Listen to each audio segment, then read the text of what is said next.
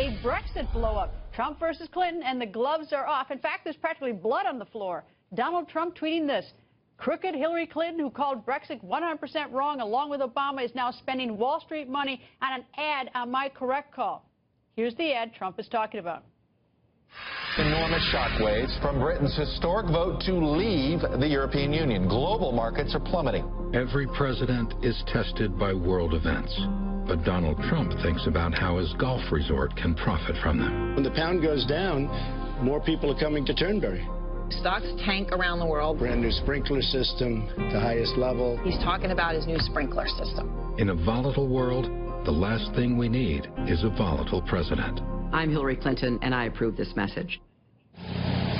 Joining us now, Donald Trump's son, Eric Trump. Good evening, Eric. Hey, Greta, how are you? Good. So, Eric, let's start with the bottom of that ad where Secretary Clinton says that these are volatile times and we don't need a volatile president. She means your father. What do you say? Well, it's absolutely amazing, right? The UK is our greatest ally. It's always been the nation's greatest ally, right? We won 2 world wars with them.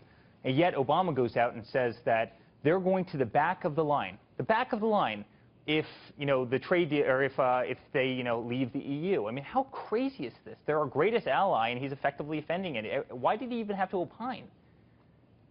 Well, in the ad that Secretary Clinton also says that she quotes your father as saying when the pound goes down, meaning from the Brexit vote, that more people will come to his golf course, and she was suggesting that he's more interested in his golf course than the American people and perhaps the British people. Well, I don't think at all. I mean, I think they voted in the UK. They voted to leave the EU, and they voted for many of the same reasons, many of the same problems that we have here, right? They have rampant immigration. They have safety concerns. They don't think they're being represented well. There's tremendous red tape and inefficiency. I mean, they want their country back, and I think that's so many of the themes, quite frankly, Greta, you have right here in the U.S. I mean, it's very, very similar, and it's kind of economics 101, right? I mean, if the pound goes down, it allows more tourism to come into a country. It allows more foreign investment. It allows outside people to come in and buy properties for less amount of money and reinvest in the society.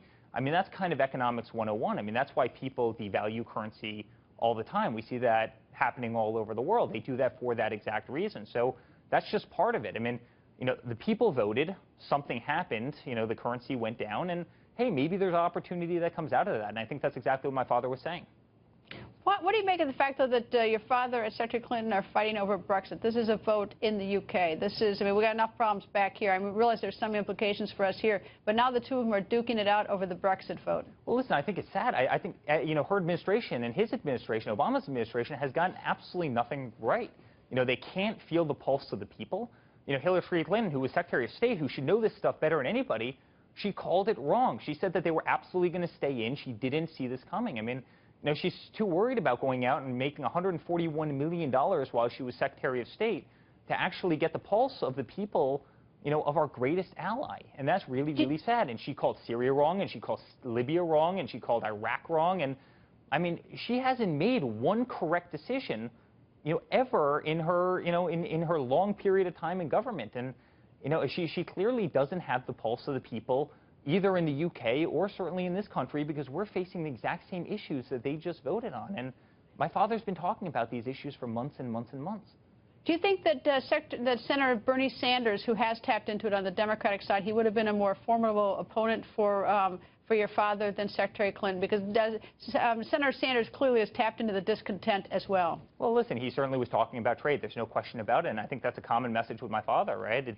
We're being ripped off by so many countries around the world, whether it be the $500 billion trade deficit with China, the $80 billion trade deficit with Mexico, and the list goes on and on and on. And Bernie certainly, spent a lot of time talking about that. And, that's part of Brexit. I mean, they have major deficits. The trade deals, some of the trade deals aren't helping the UK. Some of the currency problems aren't helping the UK. Some of the problems like Greece and so many other countries, I mean, they're subsidizing and they're floating. Yeah, probably. All right. Before I turn to another topic, I want to ask you is that John Roberts, one of my colleagues, says that tomorrow your father will say that he's in a speech that if he were president, he would instruct the Treasury Department to label China a currency manipulator, something the Treasury Department has never done before. Is he going to do that? And what do you make of that? Listen, I think he's been saying that for a long time. He's been saying that China's been ripping off the United States, and quite frankly, they have been. Again, you look at the $500 billion trade deficit every year, right? They ship everything into the United States, but if we try and ship one good, one service into China, we can't do it.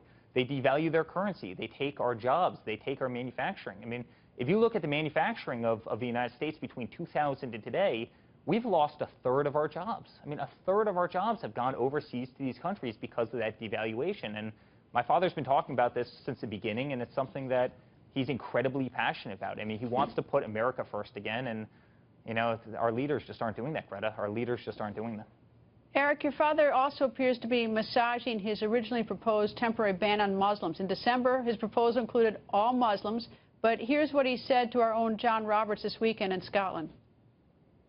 You gave a speech last week on the Muslim on your response to the Orlando terrorism shooting, and you said that countries with immigration will be blocked. Yeah, you said countries linked to Islamic terrorism will be blocked in terms of immigration. So would a Muslim coming from Scotland or Great Britain, does that have you tweaked your policy on that?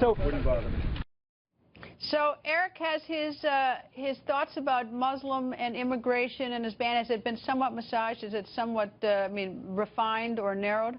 Listen, I think as it pertains to a Muslim coming from Scotland, the difference with somebody of Muslim faith coming from Scotland is you can actually vet them.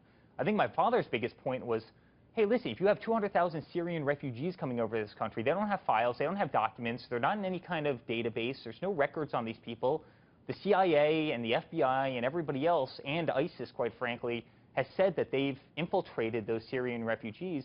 You can't vet those people. So, I mean, he's concerned about Muslims coming from terrorist-seeking nations, places that want to do harm to Americans, that want to have another, Orlando or San Bernardino or Brussels or any of these other attacks. I mean, what about a Muslim coming from Brussels?